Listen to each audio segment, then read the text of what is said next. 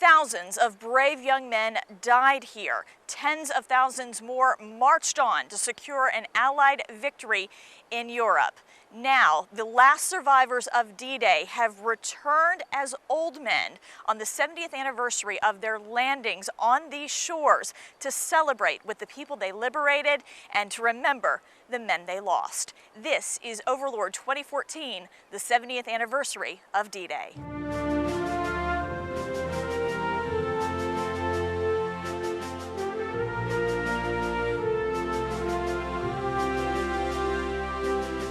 The following ABC 13 News Special program, Overlord 2014, the 70th anniversary of D-Day, is brought to you by American National, your relationship bank, Witten Funeral Homes, Apple Ford of Lynchburg, and Westminster Canterbury. Thank you for joining us for a very special hour recognizing the 70th anniversary of D-Day. I'm Len Stevens. And I'm Angela Hatcher. Tonight we are going to look at the commemorations here in Bedford at the National D-Day Memorial and in France. I traveled to Normandy to cover the events on June 6th. And we're so very honored to present this special coverage for you. Right now, let's look back at this very important chapter in history. The operation was given the code name Overlord. It's the largest air, land, and sea operation in history. It's the battle that foreshadowed the end of Adolf Hitler's reign. There were more than 5,000 ships, 11,000 planes, and more than 150,000 servicemen. When it was over, the Allied forces had suffered nearly 10,000 casualties. General Eisenhower's determination that this operation would bring a swift end to the war is expressed in his message to the troops on June 6, 1944, the morning of the invasion. Soldiers, sailors, and airmen of the Allied Expeditionary Force, you are about to embark upon the great crusade toward which we have striven these many months. The eyes of the world are upon you. The hopes and prayers of liberty-loving people everywhere march with you. In company with our brave allies and brothers in arms on other fronts, you will bring about the destruction of the German war machine, the elimination of Nazi tyranny over the oppressed peoples of Europe, and security for ourselves in a free world. Your task will not be an easy one. Your enemy is well-trained, well-equipped, and battle-hardened. He will fight savagely. But this is the year 1944. Much has happened since the Nazi triumphs of 1940-41. The United Nations have inflicted upon the Germans great defeats in open battle, man to man. Our air offensive has seriously reduced their strength in the air and their capacity to wage war on the ground. Our home fronts have given us an overwhelming superiority in weapons and munitions of war, and placed at our disposal great reserves of trained fighting men. The tide has turned. The free men of the world are marching together to victory. I have full confidence in your courage, devotion to duty, and skill in battle. We will accept nothing less than full victory. Good luck, and let us all beseech the blessing of Almighty God upon this great and noble undertaking. Just a powerful message to the troops there. Now let's take a look at the logistics of the operation. This is the Allied forces and what beaches they stormed during World War II. Europe's major ports were heavily guarded, but the beaches were not. Under a full moon, the Allies stormed them. British forces took Sword Beach and Gold Beach. The Canadians took Juneau, and the Americans, Utah and Omaha. Omaha was the code name, but the beach would earn the title Bloody Omaha. Men barely old enough to shave would wade through the water in the face of enemy gunfire. Thousands would fall dead along 5 miles of shoreline. The heaviest losses suffered by the Americans on D-Day happened on Omaha. If the Normandy landings nearly failed anywhere, it was there. The tide would turn red, yet the war would soon turn in our favor. So how does Bedford fit into this? Well, Bedford provided a company of soldiers to the 29th Infantry Division. Some 30 soldiers were still with that unit on D-Day. By day's end, 19 were dead. 2 more Bedford soldiers died later in the Normandy campaign, as did another 2 assigned to other 116th Infantry companies. Bedford's population back in 1944 was nearly 3,200, so proportionally, this town suffered the severest D-Day losses. It's why Congress wanted to establish the National D-Day Memorial here. While the community here in Bedford mourned the loss of those men, their sacrifice was not lost on the people of France. I visited Normandy American Cemetery on my trip, the sacred resting place of several men of Company A. 8 crosses here read the same. 116 Infantry, 29 Division, Virginia, June 6, 1944. Only the ranks and names change.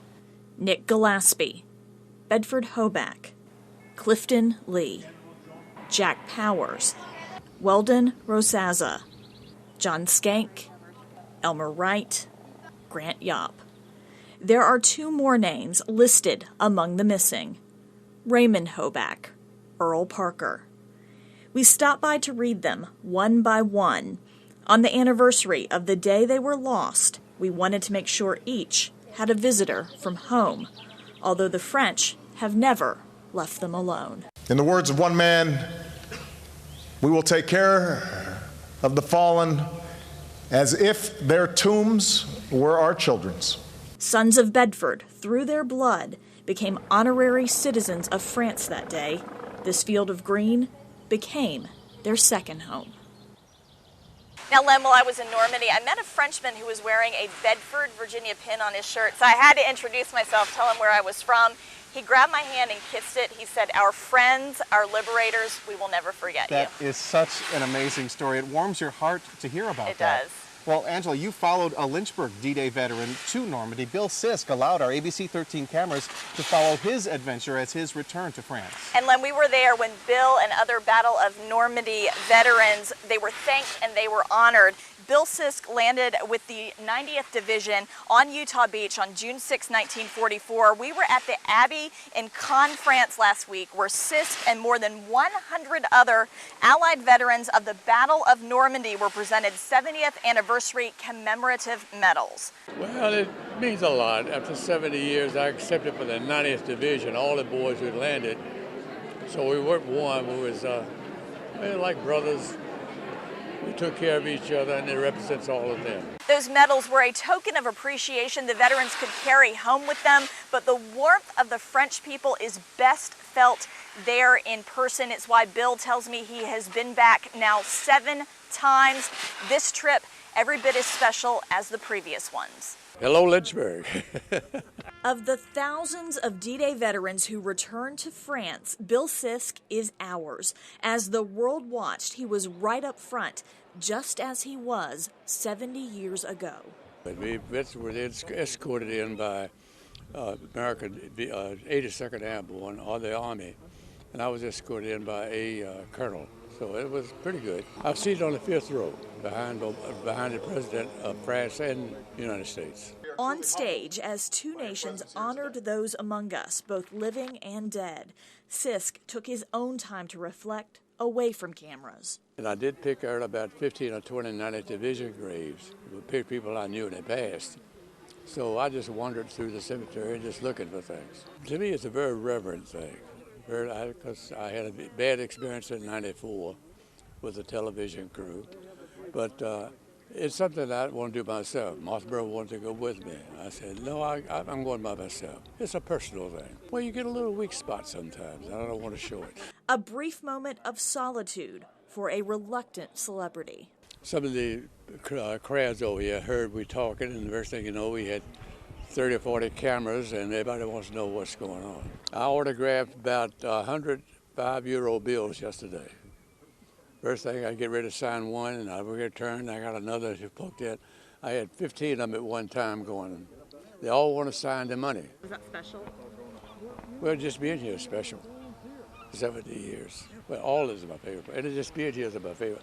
We'll have much more on Bill's journey back to France as we commemorate the 70th anniversary of D-Day, including his reunion, Len, with an old friend, the granddaughter of General George S. Patton. And you'll hear Bill's story about the day he stormed the beaches of Normandy. Bill Sisk stormed Utah Beach with the 90th Division on D-Day, but he has been very reluctant to talk about that. After turning down interview after interview, we were quite honored when he not only agreed to sit down with us for an interview about his experiences, but actually invited us and our cameras back to France with him for this 70th anniversary of D-Day. Now, Sisk is a Legion of Honor recipient who many in France and here at home consider a hero. Bill Sisk turned 19 in Normandy, 3 days after D-Day, in the fight of his young life. Being a teenager, and I was with the best bunch of men you ever seen in your life, all I did was follow orders, so I didn't know, I couldn't pronounce a French name or town, but all I did was just follow. Sisk left high school for basic training in '43. He was supposed to be at Fort Bragg for 17 weeks. They cut that down to 9 weeks, and we shipped out to England. There they would train for the mission that would be the turning point of World War II, Operation Overlord, D-Day, though the young soldiers weren't told. No idea. We'd go out every day, and we'd come back, make practice landings. Like one day in June, we went out and didn't come back. We kept going. We knew we was doing something. We didn't know what to expect. But the Allied expectations were high, the force great. We looked around and we saw ships after ships after ships all over the place, landing crafts all over the place. And then we just looked up and the sky was full of planes. So we knew something was going on, but we didn't know what was going on.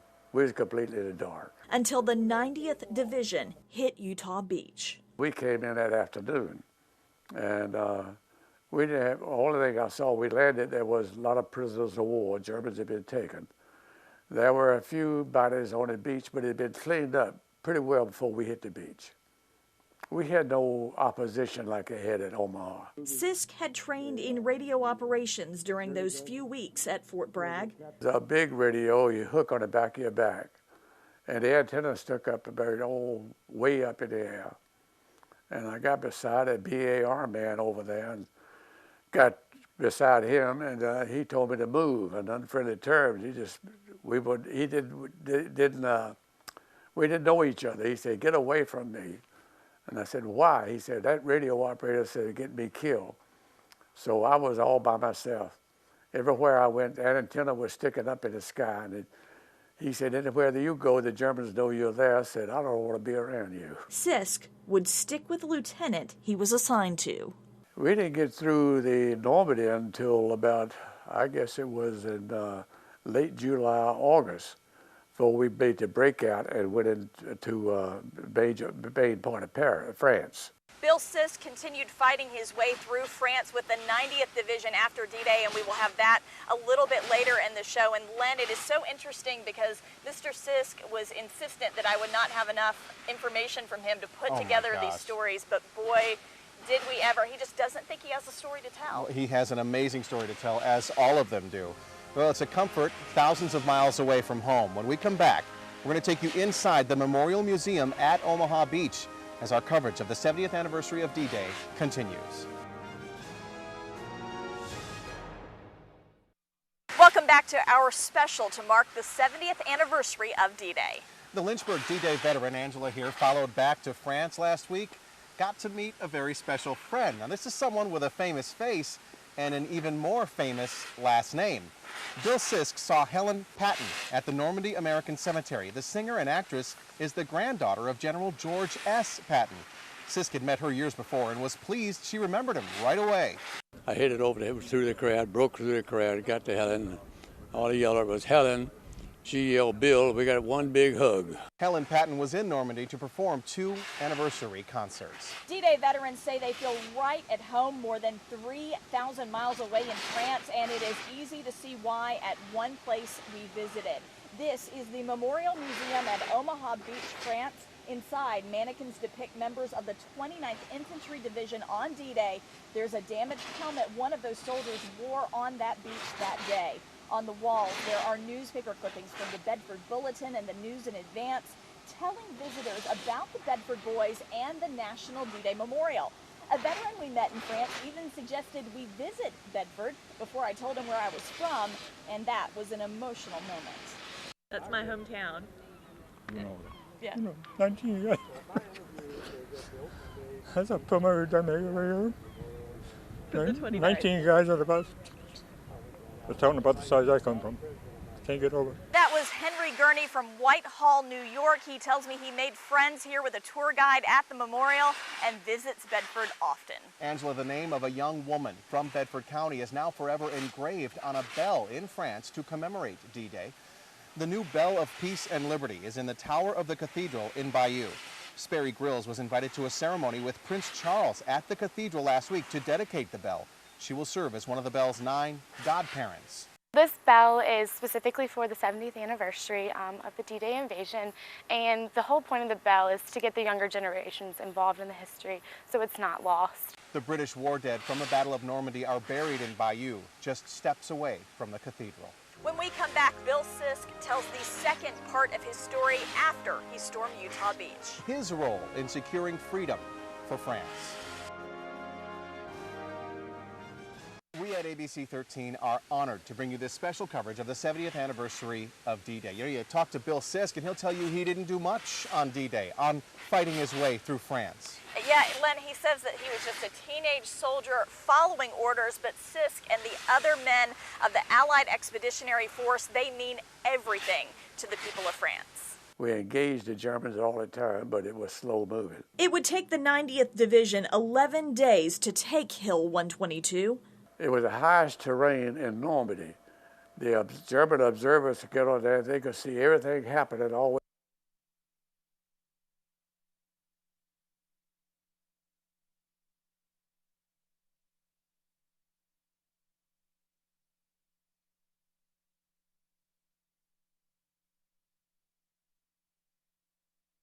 We at ABC 13 are honored to bring you this special coverage of the 70th anniversary of D-Day. You talk to Bill Sisk and he'll tell you he didn't do much on D-Day, on fighting his way through France.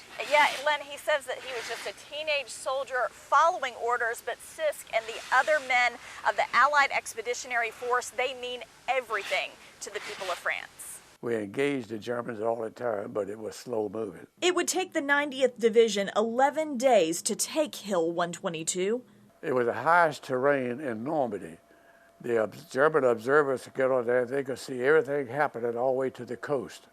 Every time the Americans made a move from Utah to Omaha, they could see us. And that's why we got hit so hard in Normandy. After we took it, we had the high ground.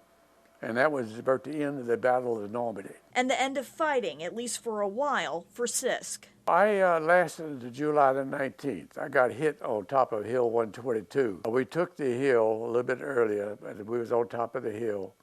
And the Germans had us zeroed in, and I got the artillery shell hit in front of me, and I got the burst. And then I was put on a stretcher and was evacuated to Southampton, England, the hospital there. After nearly 4 months, Sisk rejoined his outfit in eastern France. That point was the Battle of the Bulge we found out a little later on. From the time I rejoined my outfit till we kept battling. With the 11th Panzer Division, members of the German armored unit thought a reassignment from the Russian front to France would be like going on holiday. But instead of mademoiselles, they were greeted by the tough hombres of the 90th. We had the 11th Panzer Division, who we had pushed from Normandy all the way across. Wherever we were, they were. We was in Czechoslovakia, and the German courier came up with a white flag and wanted to surrender. It was the 11th Panzer Division again. They would not surrender to a replacement unit, only to the 90th. Sisk soldiered on with his outfit into Germany. We liberated Flossenburg concentration camp. I got photos of that. And then later on, we liberated a prisoner of war camp we found. And that was the end of the war. Bill Sisk turned 19 just 3 days after he landed on Utah Beach. The war in Europe would end before his next birthday. He's lived the last 70 years remembering those who never saw another birthday. Don't make me a hero. I'm no hero. The heroes didn't come home. So I feel like all those guys over there are heroes. I'm not a hero. Now, as we mentioned, Mr. Sisk, he really doesn't like to brag about what he did in the war. He was reluctant to sit down with us, but his daughter, a middle school civics teacher, convinced him to do this interview. She said there needed to be a record for younger generations. And Angela, keeping those stories alive for the children to learn about is so very, very important. Ahead, we're going to show you how the French really put an emphasis on making sure the next generation knows exactly what happened on Omaha Beach that day. And as we go to break, take a look at some of the pictures photojournalist Brian Weitzel and I snapped in France as we commemorate the 70th anniversary of D-Day. For many, many years, World War II veterans really didn't talk about what they did. Many of them even downplayed their heroic accomplishments, but the French have known all along. They got their freedom when the Allies landed on Normandy on June 6, 1944. And Len, of course, we respect our veterans here at home, but to see the people of another nation hold them in such high regard, well, there really are no words. This has been planned since 1992. Henry Gurney had to ask himself, what took you so long? At 19, he landed with 2nd Division here on Omaha Beach on D+1. Now at 89, this is his first trip back. Fantastic. Emotional. Overwhelming. I mean, all the expletives you could think of. While Gurney tries to find the words, the French people have but one, merci. In English, it's two, thank you. The French people have been remarkable. They have approached me all the days that I've been here and taking pictures and autographs, etc. It's just been amazing. Benjamin Jason was a tugboat sailor, carrying concrete through the channel to build harbors for the Allies. I've waited 70 years to come back here. This is my first trip, and it's been very enlightening. It's been gratifying. From the windows of their tour bus, the veterans saw people lining village streets just to get a look at them. French homes were decorated with the flags of their liberators. The veterans were toasted at champagne receptions, presented medals, and honored in ceremonies. This is the 7th time Lynchburg D-Day vet Bill Sisk has been back to Normandy since landing with the 90th Division at age 18. He's finally okay with the French making a big fuss. I like it now. I like it. It's a come through. They're patriotic. They love their freedom. One thing. Once they got their freedom back, they appreciate us more because we gave it back to them. So the French freely give their thanks. We have read about it, but you got to receive it to understand it. I mean, they're so sincere about it. It just comes from the heart. Our veterans are treated like celebrities in France. As soon as we landed in Paris, we saw veterans at the airport being stopped for autographs and to take pictures. We didn't see a single veteran carrying his own luggage, and it seems like every time we stopped to get something to eat, someone was picking up a veteran's check. Well, the focus for the French this year has been passing on this story to younger generations, so these heroic stories don't die with our last veterans. You see it on the cover of the International Ceremony program. A little girl carrying a bucket on the beach. Her shadow in the sand is that of a soldier from decades past. This little girl snapped a photo of Lynchburg D-Day veteran Bill Sisk. Another one just wanted to sit in his seat because it had an American flag on it. What amazed me, the younger generation. Somebody's passed these stories down to them, and they appreciate it. Somebody has given them an appreciation of what's been done for them. And many more stories are still to come. Coming up, D-Day veteran Bob Sales of Madison Heights with his first-hand account of storming the beach. And 1944 was a year Lucille Bogus will never forget. She lost both her brothers as they fought for our country. Next in our continuing 70th anniversary coverage, the special item she has now to remember their sacrifice. Welcome back to our special 70th anniversary Overlord 2014. Now we want to focus on other people from our area affected by D-Day. Lucille Hoback Bogus lost both of her brothers on that fateful day in 1944. She shares with Angela the one thing that brought her mother comfort in the days after receiving not one, but two telegrams. A snapshot in time, taken in 1940-something. Its black and white camouflages the young man's army greens. Raymond Hoback once stood tall outside his family's farmhouse in Center Point. He'd later be among the fallen on a beach below Point du Hoc. When we first heard about D-Day, we did not know that my brothers or the Bedford group were involved. Lucille Hoback Bogus was 2 days shy of 15 on June 6, 1944. That summer, her birthday came and went before her family learned there would be no more birthdays for Lucille's brothers, Bedford, age 30, and Raymond, 24. It's the middle of July before the telegrams started coming in. The first on a Sunday morning. My brother Bedford had been killed in action. Then Monday. The Secretary of War desires me to express his deep regret that your son, Staff Sergeant Raymond S. Hoback, has been reported missing in action since 6 June in France. Getting one telegram was bad, but then getting a second one, it was just more than my mother could handle. Soon, more news from the front lines. This letter from a soldier. While walking along the beach D-Day +1, I came upon the Bible. I imagine what has happened is that your son dropped the book without any notice. Most everybody who landed on the beach D-Day lost something. Raymond's Bible is all that would ever be found of him. A mother lost more on that beach that day than anyone should ever have to. She said next to her son, she would like to have had his Bibles. A family would never again be complete. Raymond would never become someone's husband or write the name of his wife in the pages of his Bible. His brother had a girl waiting on him back home. Miss Elaine Coffey was to be Mrs. Bedford Hoback. Lucille's parents went to tell her. They were just so devastated, and they knew how she'd be. They just handed her the telegram. So she kept the telegram. 2 telegrams, 2 brothers, 6 years apart in age. They would be 194 this June 6th, had they lived. Little sister Lucille will be 2 days shy of 85. She's been to Normandy before. She'll be at the D-Day Memorial this time. I guess I feel a little closer to them when I'm there. Death came on Normandy shore, parting the Hoback brothers from home and family, but not from each other. My mother used to say they left home together and stayed together all through service, and they died together. The Hoback family decided not to have Bedford's body returned to keep the brothers together. Bedford Hoback is buried at the American Cemetery in Normandy. Raymond Hoback's name is there on the tablet of the missing.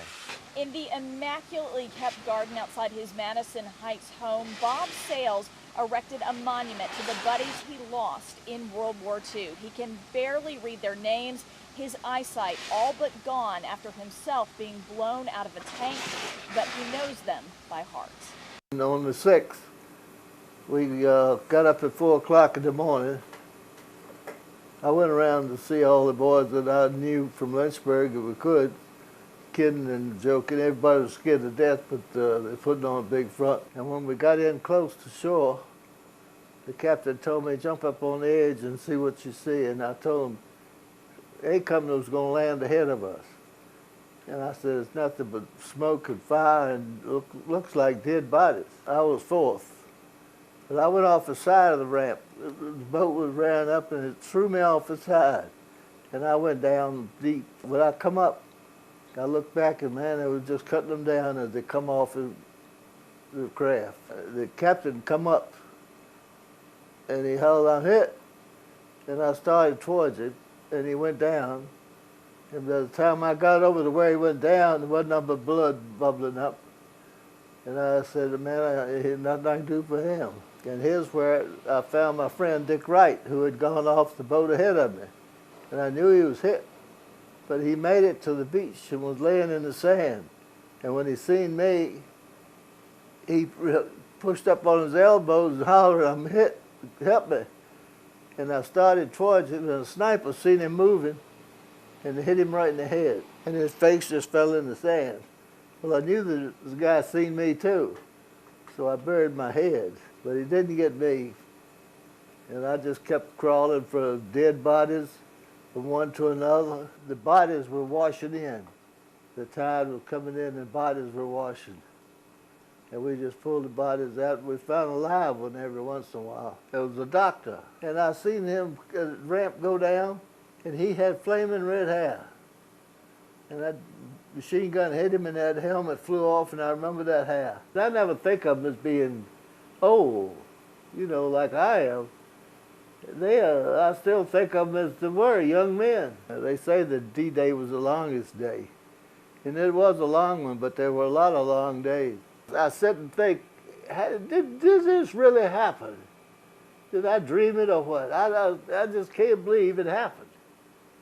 All those boys are dead, and 70 years gone by. Sales was decorated with the Legion of Honor earlier this year. He was presented the medal by French President Francois Hollande on his state visit. After the break, we're going to show you the June 6th commemoration ceremony right here at the beautiful D-Day Memorial in Bedford. And we'll hear from D-Day veterans who tell us why that day is still hard to talk about even 70 years later.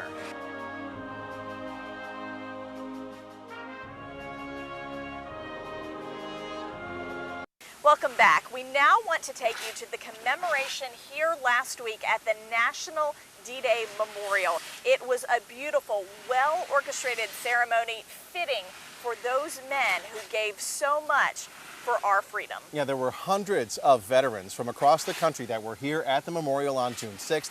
It turned into a reunion of sorts for them. As Carly Griffith reports, for them, the honor they received here was well worth the trip. As some of our nation's oldest war heroes made their way into the D-Day Memorial, memories of the invasion came flooding back. I remember the horrible part of it. You know, I come off a boat and I was in another world. The sacrifices made by so many young men were remembered, especially those of three-time Purple Heart recipient Bob Sales. Before the ceremony began, Sales received special recognition by Congressman Bob Goodlatte in the form of a letter from both the United States and France. The small gesture meant the world to the local vet. Your particular dedication to duty and to your country. So congratulations and God bless you. Thank you, Congressman. I really do appreciate this from the bottom of my heart. From there, the recognition continued with speech after speech from fellow veterans, local officials, and lawmakers. On behalf of the present and future generations from our nation and the Commonwealth of Virginia, I thank all of you for honoring the valor, the fidelity, and the sacrifices of the Allied forces on D-Day. Planes flew overhead, wreaths were laid below monuments, and music filled the air with patriotism. And the ceremony came to a close with a final tribute to the men who made it home. A sculpture unveiled, a final homage. Carly Griffith with that report. If there was one main theme at this ceremony, it was always remember. Family members and veterans themselves say it's not just the big anniversaries we need to think about, but rather June 6th every year. And Len, emotions were running high for veterans that day. More than 300 D-Day veterans were present during the day's events. It was a special time for them to examine the plaques and remember their brothers who couldn't be here for that day. 92-year-old Bill Sharp says the events of June 6, 1944 are not the easiest stories to tell, but they are the ones that need to be heard. Some of the stories I have to tell are sickening. I think some will make you cry and some will make you glad. But I spent 3 years over there, all the way to Berlin, Battle of the Bulge, Bastogne, and then on into Berlin. So I covered the waterfront pretty good. Sharp wrote home every day during the 3 years he served in World War II. His wife saved every single letter, which now allow him to remember his brothers in arms. Of course, the celebrations here in Bedford wouldn't be complete without a parade. The sidewalks were filled with people shouting out their thank yous as so many veterans passed by last Saturday. There were bands, including 110 students who marched from the EC Glass High School band. After the parade, a bell tolled 19 times in honor of the 19 Bedford boys who lost their lives that day. And people came from all over, not only to watch the parade, but actually to take part. In fact, there were 2 large travel buses of Normandy veterans from North Carolina that made it up to Bedford. Today, there are an estimated 1.5 million American World War II veterans, but that number is declining every single day. And Len, isn't it nice to see so many people honoring our veterans, making them feel loved and appreciated? It certainly is. And you know, long after the ceremonies ended, there were still people out here taking it all in. When we come back, we're going to hear from a veteran whose daughter drove him from West Virginia so he could be here to mark that special day.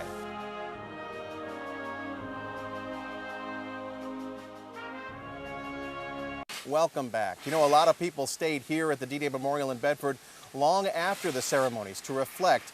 James Girardi spoke with some of them and some of the veterans who stormed those beaches. To them, this memorial, well, it's much more than a memorial. After all the pomp and circumstance, faded. A few folks were left here, looking up at Overlord and down, remembering the more than 6,500 Americans killed in its execution. I just wanted to say I've been here. Among them, 91-year-old Denver Barker and his family. Barker landed in the second wave of the D-Day invasion. His daughter drove him 2.5 hours from West Virginia to honor his fellow heroes. He came here for the 60th anniversary, and it's just a very special thing that he did for our country, and he may never have another chance to come, and I just wanted to make sure he came. We found some other heroes amidst this memorial. You drove from where? From Manchester, New Hampshire. 38-year Air Force veteran Lionel LeBlanc watched coverage of the D-Day landing before he left to fight in the Pacific. It's tough because, after all, they were so young. They were like I was 18 years old out of the service, you know, and trained not enough for this. This close, it would be unforgivable for me not to come. And finally, we found this father-son family of fighters. Don Welsh and Don Welsh Jr. drove from Clifton Forge. Dad fought in Korea, son fought in Afghanistan, and the grandfather, no longer with them, served his country in World War II. My father, my uncles were involved heavily and wounded during World War II, and it was after the invasion, but I've been here before, and I wanted to come back since I was this close on D-Day, and it's a pleasure to be here. James Girardi, ABC 13 News. The Bedford Rotary Club offered free transportation for veterans from North Carolina, busing a few hundred up to watch the ceremonies. Admission to the memorial that day was free as well. Annual operating costs, though, are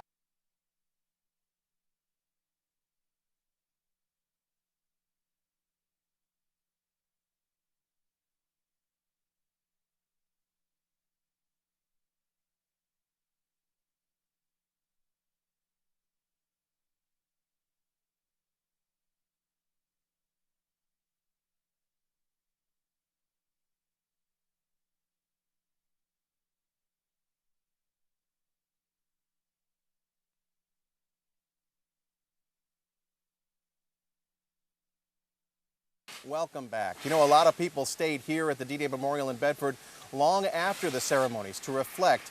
James Girardi spoke with some of them and some of the veterans who stormed those beaches. To them, this memorial, well, it's much more than a memorial. After all the pomp and circumstance, faded. A few folks were left here, looking up at Overlord and down, remembering the more than 6,500 Americans killed in its execution. I just wanted to say I've been here. Among them, 91-year-old Denver Barker and his family. Barker landed in the second wave of the D-Day invasion. His daughter drove him 2.5 hours from West Virginia to honor his fellow heroes. He came here for the 60th anniversary, and it's just a very special thing that he did for our country, and he may never have another chance to come, and I just wanted to make sure he came. We found some other heroes amidst this memorial. You drove from where? From Manchester, New Hampshire. 38-year Air Force veteran Lionel LeBlanc watched coverage of the D-Day landing before he left to fight in the Pacific. It's tough because, after all, They were so young. They were like I was 18 years old out in the service, you know, and trained not enough for this. This close, it would be unforgivable for me not to come. And finally, we found this father-son family of fighters. Don Welsh and Don Welsh Jr. drove from Clifton Forge. Dad fought in Korea, son fought in Afghanistan, and the grandfather, no longer with them, served his country in World War II.